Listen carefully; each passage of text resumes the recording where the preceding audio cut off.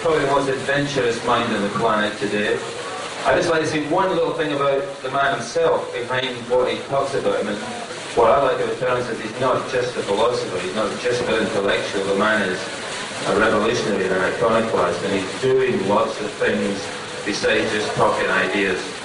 So that's it. Terence McKenna.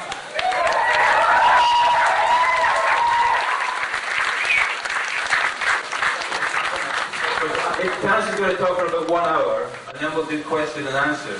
What I'd like you to do is, write, if you have a question, write it on a piece of paper during the hour, at the end of the hour, and bring it up where else then? To here. To me up here. I'll be sitting at the back of the stage, so just give me, that way it works a bit more efficiently. Okay. What? All right.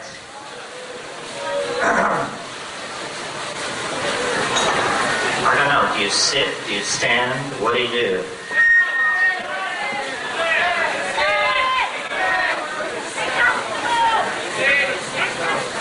Is the sound good?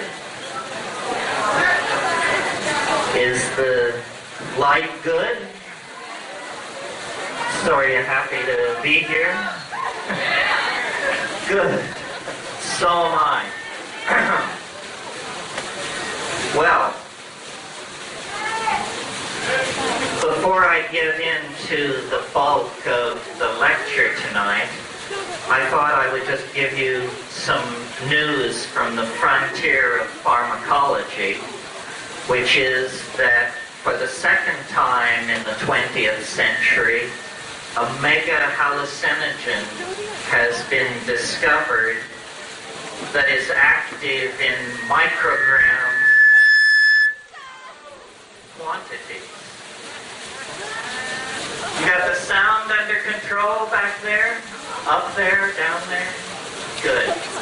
So, what this is an incredible opportunity for the community, because this compound that is active at 300 micrograms when smoked is not illegal anywhere in the world to grow, to manufacture, to possess, to transport.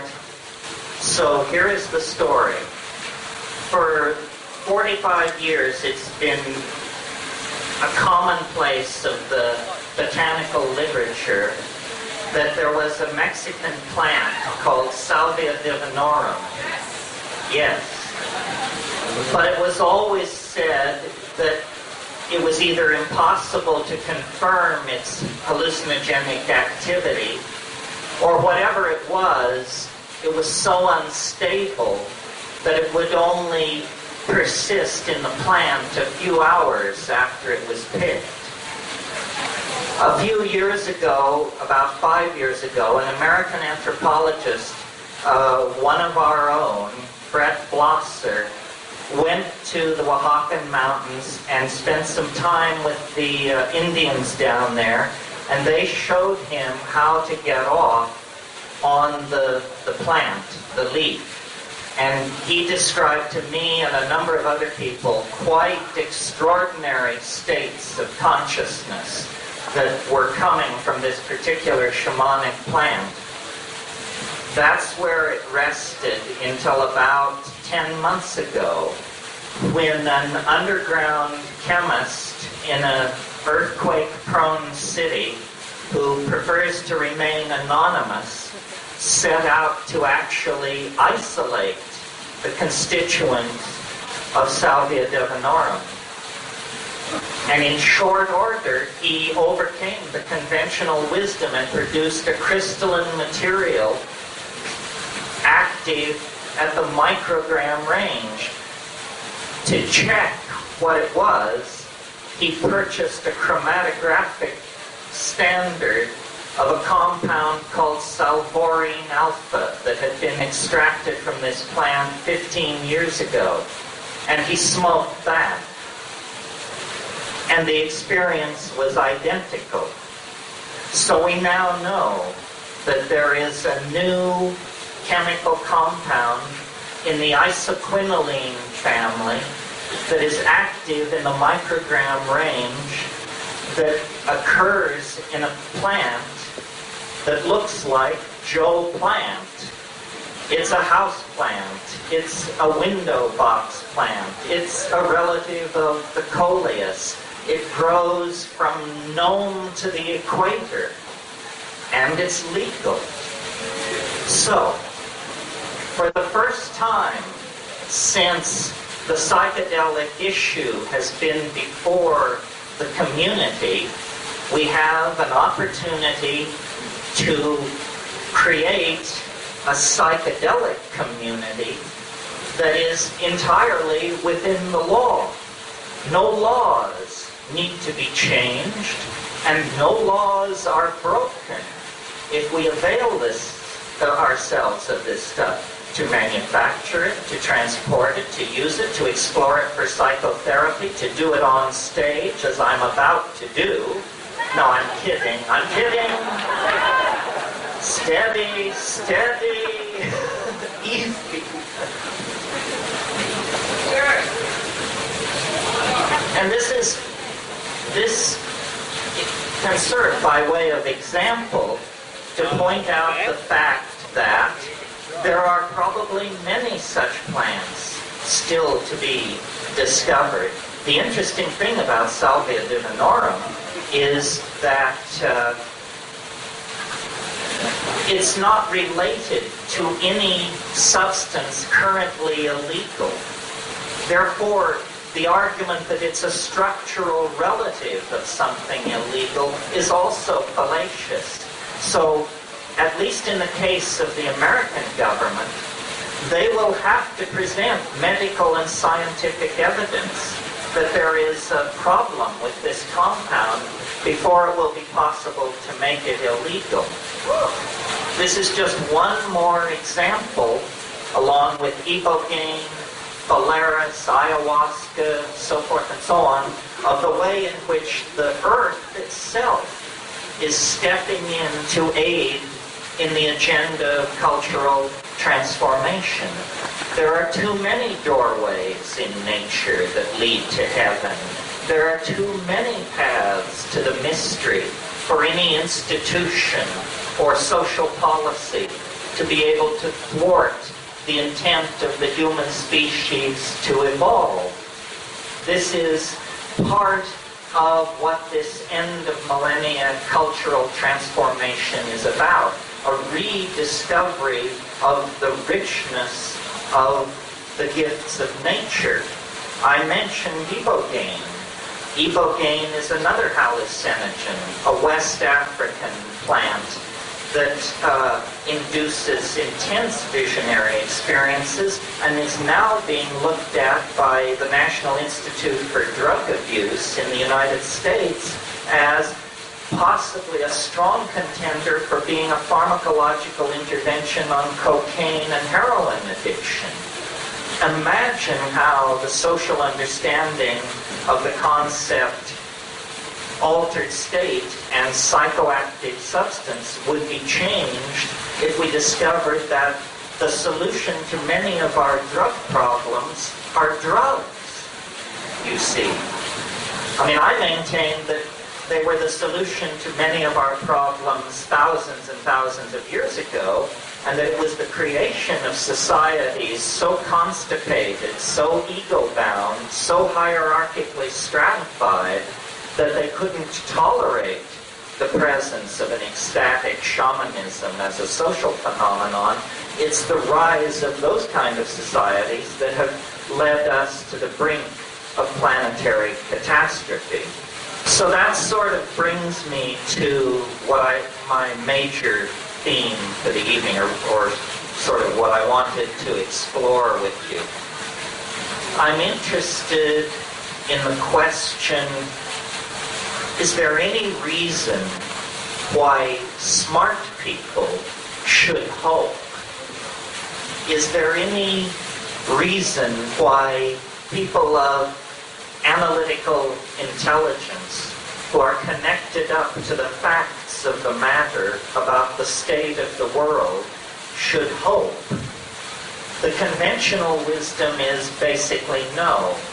The smart people who are straight are involved in simply the media management of what has turned into a slow apocalypse, spreading starvation, exacerbated class differences, toxified agriculture, so forth and so on. I don't believe the establishment thinks there are solutions.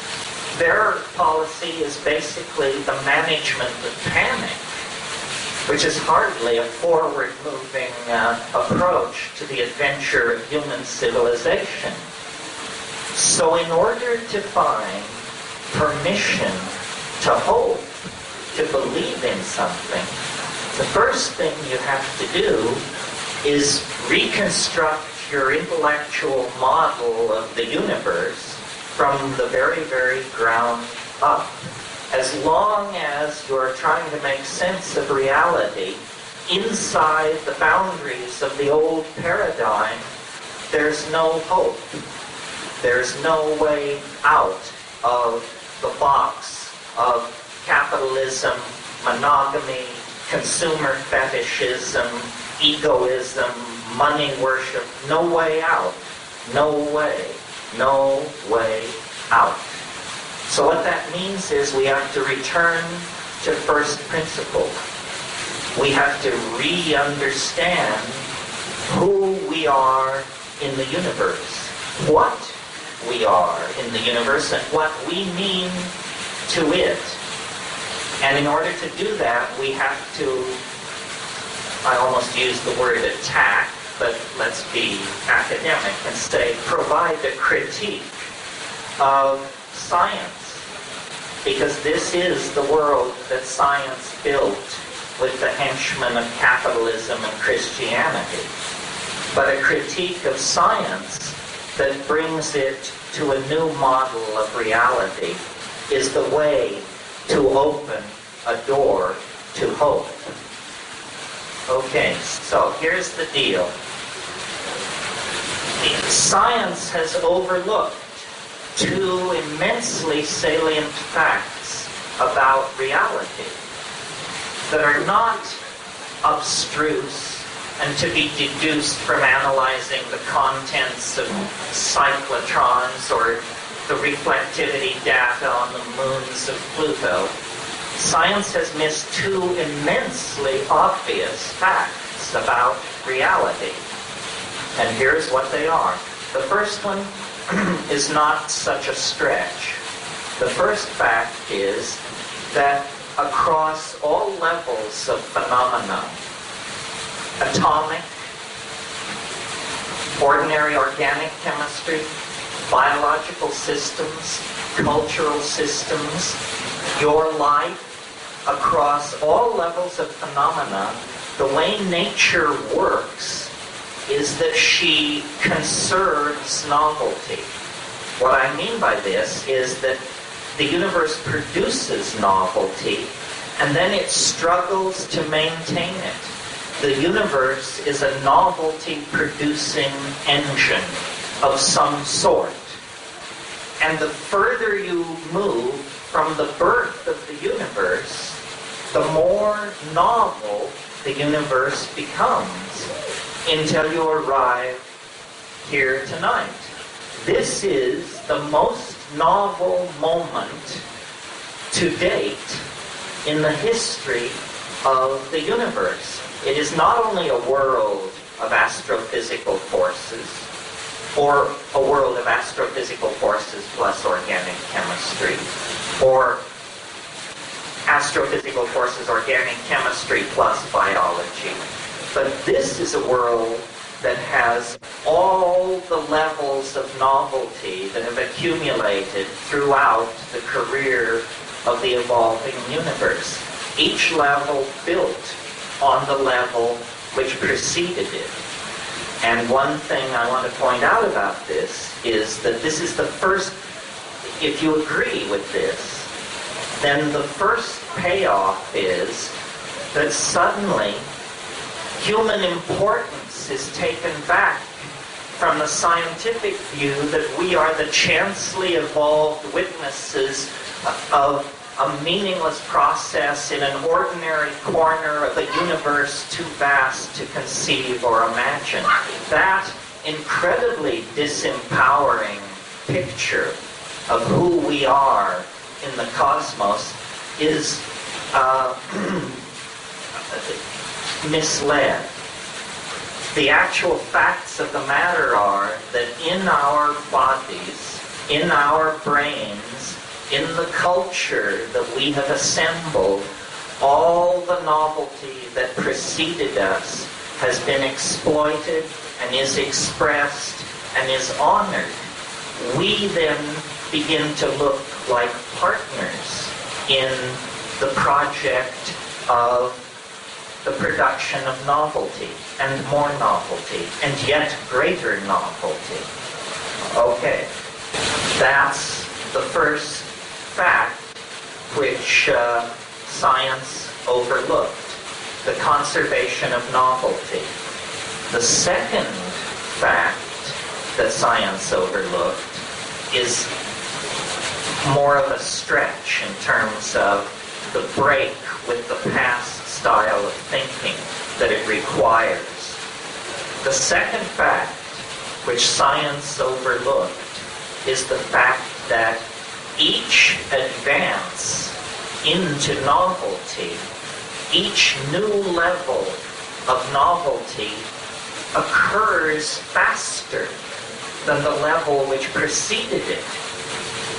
This is incredibly important because what it means is that the culmination of the novelty-producing process could be far closer to us in time than we might ordinarily suppose using scientific assumptions about reality. And those of you who have heard me before have heard me say, history is the shock wave of eschatology. What that means is that the presence of ourselves on this planet, using culture, using language, transferring information electronically around the world, our presence on the planet means that the universal process of novelty production has entered one of its very short cycles. And so what it means is that asymptotic acceleration of change is built into the structure of space-time itself in this region of the cosmos. History is ending. Time is literally running out on this planet. And it isn't about political mistakes or anything where we should blame ourselves. It's in the structure of the fabric of space-time itself.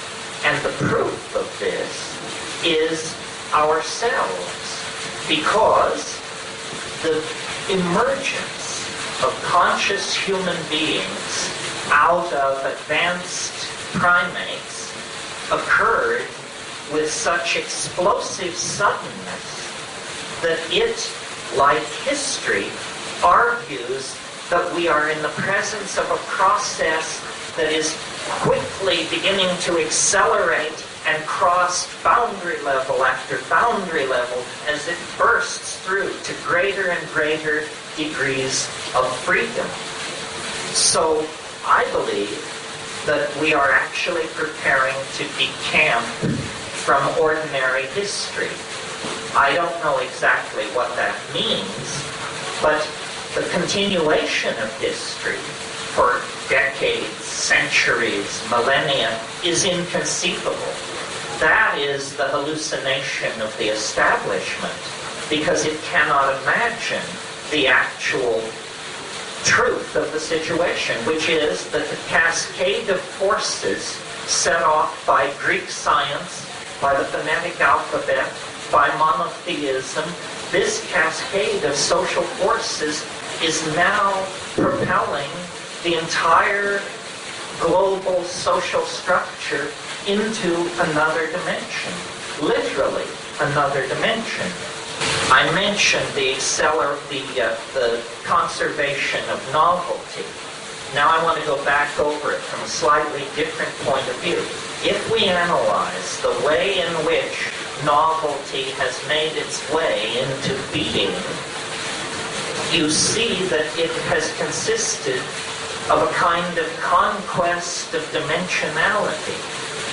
The earliest life forms were probably long-chain polymers or viral particles or something. They were essentially points in the universe. They had no sensorium, no sense of direction, no sexuality, no sense of time. They were basically a point-like toehold in matter by this thing which we call organic existence. Over time, these life forms developed motility, meaning the ability to move, and they literally fumbled their way through a universe that they could not see, dealing with each moment sequentially. But this sequential exploration of space-time represents the first conquest of dimensionality out of the point space. Later, organisms sequestered light-sensitive chemistry on their surfaces and became aware of a gradient of light, which gives the concept here and there, and the possibility of moving toward the light. This is a further conquest of dimensionality. The rest of the whole history of life, up until very recently, then, is the story of producing better organs of locomotion, better fins, better wings, better feet and arms as higher and higher animals arise, ultimately coordinated binocular vision. And then, at that point, rather than the conquest of dimensionality being halted, one particular organism makes an ontogenetic leap to the phenomenon of language. Language is a biological strategy for finding time. Specifically, it's a way of remembering what happened and anticipating what might happen. It explodes the animal consciousness away from the now and creates the incredibly complex web of syntactical and semiotic structures that we know as language. This process is very quickly, compared to previous developments, followed by a second development, the discovery of writing. Now, it's not simply a matter of handing on oral traditions from generation to generation. Suddenly now the freezing of time is a very realistic undertaking. Discourse flows into sign, signification in clay and stone, and time is frozen. And the triangulation of the future proceeds through the evolution of the kind of mathematics that we see at Stonehenge and so forth. This unique strategy that the advanced primates created, the strategy of using language to bind time, is what the process we call civilization has been all about. And now, with electronic media, enormous databases, the ability to use Telenet and Usenet and move around the planet from library to library with a few keystrokes, essentially we are completing the program of downloading all of the past into virtual accessibility. And as we do this, we are essentially propelling ourselves into this much ballyhooed domain called cyberspace. Cyberspace is the human transition into a mathematical superspace where we, as a collectivity, become optionally a single point of view. Okay, now, what this all means, then, is that human history and biological evolution, and in fact the entire unfolding of the process of the universe, it is not something pushed from behind, like the falling of a row of dominoes. In other words, the scientific assumption of causal necessity is only part of the story. The universe is under the spell of what I call a transcendental object, or what chaos theory calls an attractor. There is actually a teleological arrow to process. It is being drawn through into ever more novel domains, and it spends less time in each domain of novelty until it moves on to the next one. This is what Whitehead called concrescence. It's what it means that in 100 years we've gone from a world where most people didn't possess telephones to a world where most people can call anywhere in the planet as long as they can afford it. Concrescence, the knitting together, the dissolving of boundaries. This is the key to novelty. Novelty is achieved by the flowing together of domains that were previously separate. They may be the haploid portions of a chromosome, or rich people and poor people, or ravers and travelers, or Marxists and Democrats. The point is, ideas become constipated when they're sealed away from other idea systems. The main thing going on in the 20th century is a dissolving of boundaries. All the boundaries that historical civilization put in place. I mean, what has the past 1,000 years been about? Except building class differences, race differences, sexual differences. We've had religious wars. We have factionalism is how we relate to the world, with the final culmination being the dog-eat-dog vision of nature that we inherit from British natural science in the 19th century. Now, the new metaphor is fusion, union, cross-fertilization, dissolution of boundaries, melding into an enormous stew of virtual and interactive creativity. What this is all leading to, I believe, is, what I call the Big Bang. The big surprise. And as I describe it to you, the reason I said Big Bang is because I want you to remember, as I describe this cosmogony to you, what is stored somehow in the DNA. You remember there are vast segments of the DNA which do not appear to be dedicated to genetic transcription of proteins. These have always been dismissed by science, the so-called silent sequences. But the silent sequences may not be designed to be read by a ribosome to produce a protein. The silent sequences of DNA may be, in fact, encoded information of the sort of information you and I think of as information.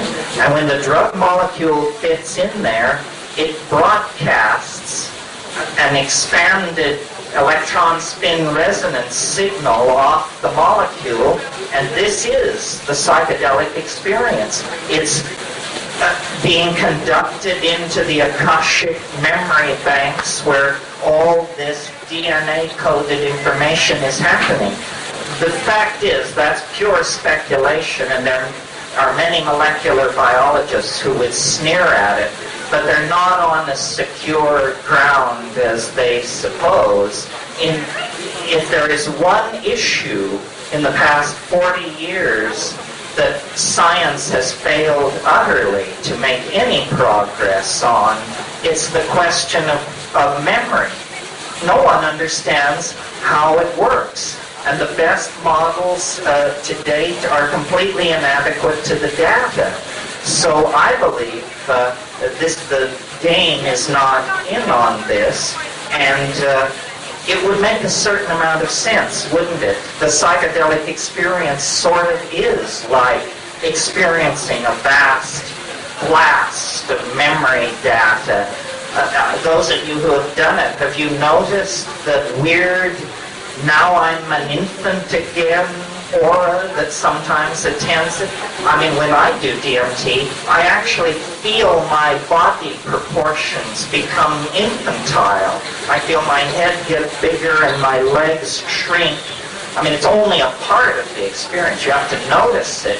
But it seems to me very suggestive that we are actually entering hyperspace. You are experiencing yourself your whole life. Not just now, but back. There's lots of work to be done, yes. Does the intensity of DMT experience diminish when you take it with MAO inhibitors and you extend it? Does the DMT experience diminish when you take it with MAO inhibitors? I would think that you might lock it in at a fairly high level of intensity. Yes, it does. It definitely does. Be sure you're prepared before you try that stuff. Here, let me... Other people I know have tried DMT and had ordinary trippy experiences, e.g. aliens, doors opening. No one has tried these. No one has had these vast experiences you describe. Could it all be in the mind, and you see these things because you have a wide scientific, academic background in your head already? Well, the thing about DMT is that it does make a certain demand of courage, and the leather-lunged smokers among us are in a superior position. The difference between 1 toke and 2 is enormous. The difference between 2 tokes and 3 is staggering. So you have to push it. And I believe that it's quite safe. I mean, people say, is it dangerous? And you know my answer. Only if you fear death by astonishment. But that's not a joke. Death by astonishment doesn't seem like such an unlikely proposition when you're out there. So, you sort of have to gauge. A friend of mine once said of DMT, he said, every time I do it, I try to stand more. And that's what it's like, because ultimately it is going to overwhelm your intellectual machinery. If it doesn't blow it out in the first 30 seconds, it will blow it out later, because ultimately the mind fails. The descriptive apparatus melts, the measuring instruments are vaporized, and the thing is just what it is. So you want to proceed carefully, but with courage, And if your friends tell you you're getting nutty, you should listen to them, because it does have a tendency to magnify inflationary images in the psyche. In other words, if you're not flawlessly solid, it will act like an X-ray of just where the fault lines lie in your particular worldview. This question is, do you believe that it is necessary to be in a certain mind space before entering a trip to give maximum effect? Well, it's very, very simple. It's 6 hours without food and silent darkness. Telephones unplugged, comfortable, reassuring environment. That's all. It's not about tanks, and it's not about social situations like this that are dense with noise, people, pheromones, social signaling. I mean, it would rip you apart, a really deep trip. I think let's not underrate cannabis, for crying out loud. I mean, I think cannabis should be the glue of the community. It's really important to go botanical, to be as botanically psychedelic as possible. You see, the very best of the white powder drugs are still impossible to verify as to purity and source. So it's just a fool's game. The plants will not play you false. So I think that's very important. Do you think the industrial political system will be able to manipulate consciousness through technology, biotelemetry implants, and prevent our minds evolving and accepting the transcendental object? Well, this thing about fearing technology in any form, what you got to understand is when you go into these places like Autodesk and Silicon Graphics and like that, you have the suits above the 20th floor. But everybody below the 20th floor has hair down to their ass, is heavily tattooed, pierced, they're rocking. So we own this technology. They do not understand it. You know, it was a miracle that Richard Nixon could erase 19.5 minutes on a tape recorder and get it right. They have to pay us to run their technology. They can't write code. They can't run the nets. It belongs to us. And I see this trend simply accelerating. The technical community is by no means part of the opposition. The technical community is going to be there when we reach the barricades. What kind of music or sound, if any, would you use for DMT? And also, what does DMT sound like? What kind of music would I use with DMT? Well, I have done DMT with music, but I've regretted it nearly every time. I've done it with Locatelli's Violin Concerto number 11. That was a long... And the reason these are not contempo deals is because I haven't done it with music for 30 years because it alarmed me. I did it with Karl-Heinz Stockhausen, and that really alarmed me. As far as what DMT sounds like, it sounds, well, somewhat like this.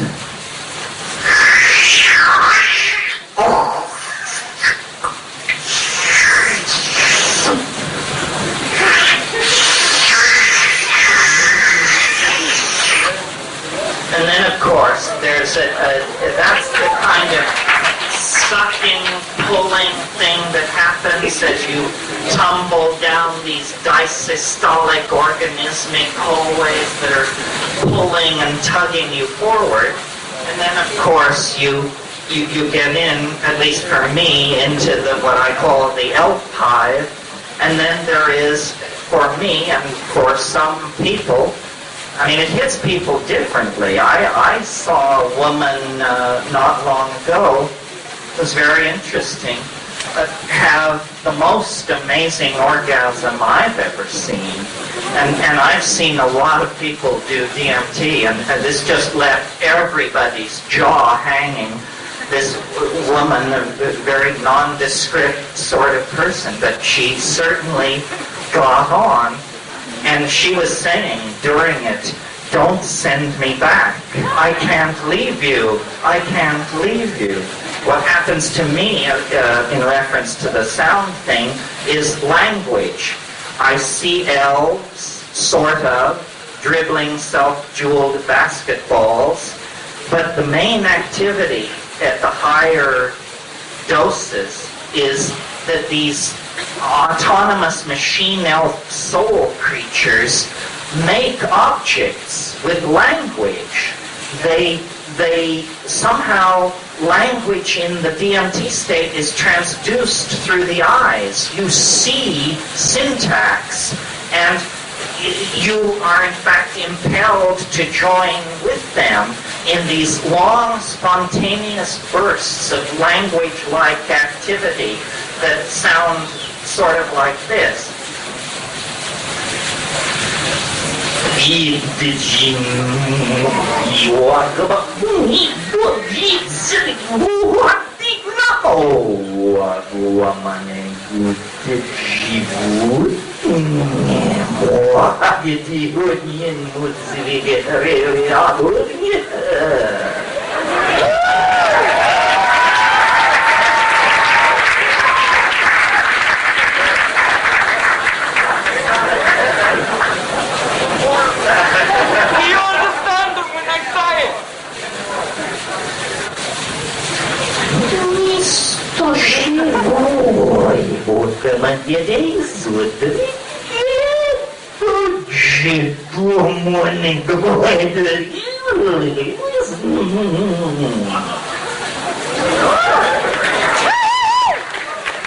I like this one.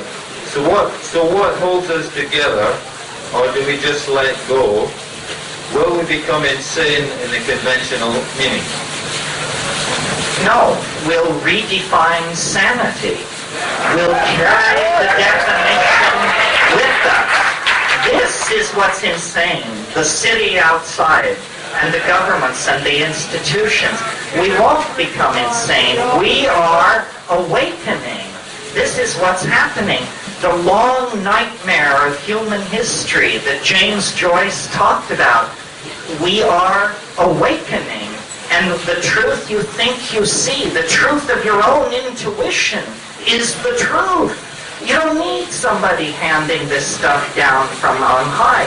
You simply have to open your eyes. You know, if it looks like horse shit, if it talks like horse shit, if it walks like horse shit, it probably is horse shit.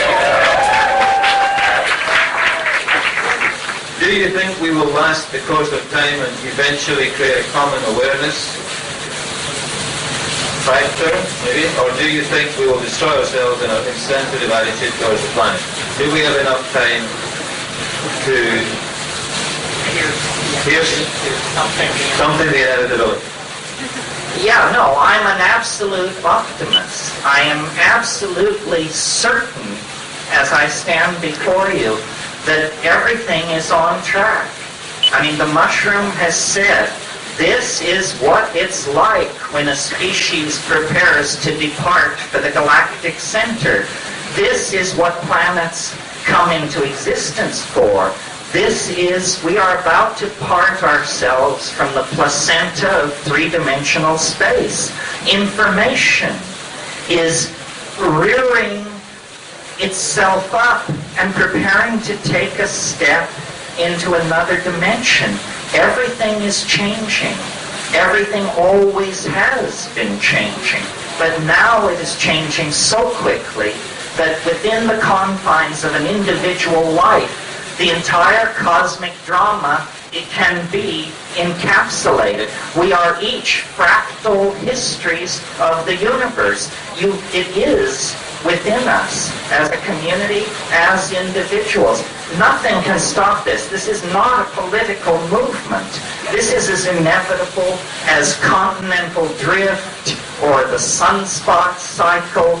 You know, it is now time to decamp from three-dimensional space. 15,000 years ago, it was time for the descent from the garden into history, to take hold of the tools that will allow us to free our minds, our bodies, our planet, our identity, our destiny. This is what it's all been about. What chance do you think the zippy tour of America has to inspire American youth culture? You made that one up.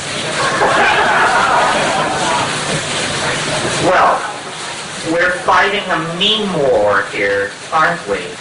We have to use the media to prosecute our agenda.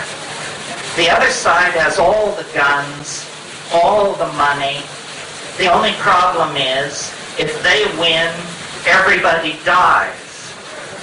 So our friend is the information transfer network, the media. We have to set in motion means, models that will attract loyalty. Remember last year I quoted William Blake, and I said, if the truth can be told so as to be understood, it will be believed. It's as simple as that. The obligation on us is to communicate the truth so that it is understood. The belief will take care of itself. And, I'm all for this zippy thing. It's a high-stakes game because a stumble will delay the agenda. But I've been coming to Britain now for 5 years, and each time I've seen this scene expand, broaden, deepen, and I've seen its resolve coalesce. And I think it's now to take this thing on the road. You know, America is undergoing the illusion of a liberal administration. I think we need to strike at the great beast before Ross Perot takes over. We're getting near the end. After Terence, what's his name then? Afterwards, we're going to have a Tibetan healing doctor upstairs in the Temple Silence Suite. There'll also be Terence's latest book and some of the older ones, last year's, also will be at sale up there, and he'll probably be doing some signing after about 11:30. All right, well, they're coming in pretty fast. Wait for Millennium. We'll try to one with the Millennium in the middle. Here. I don't know what's up there. Invisible landscape. It's all around. Invisible landscape is all around you. It's also out in America now, but I don't know if anybody's imported it into Britain yet. It is out. It's great. I'm very happy with it. I'm ready to retire at this point. My message is essentially done once that book is available. Yeah. Yeah, this is what I want to get behind. Your views seem to be typically millenniumism, seem to be typically millenniumism, i.e. the year 2000 shapes consciousness. What do you think? I've often wondered, I want to get Terence to get behind the year 2000, not the year 2012, because I think we can't agree about the year 2000. What the hell are we ever going to agree about, Well, I'm not so... If you look at the time wave, you'll see that the year 2000 is lined up with events in Christian history so hysterical that we might as well hand it over to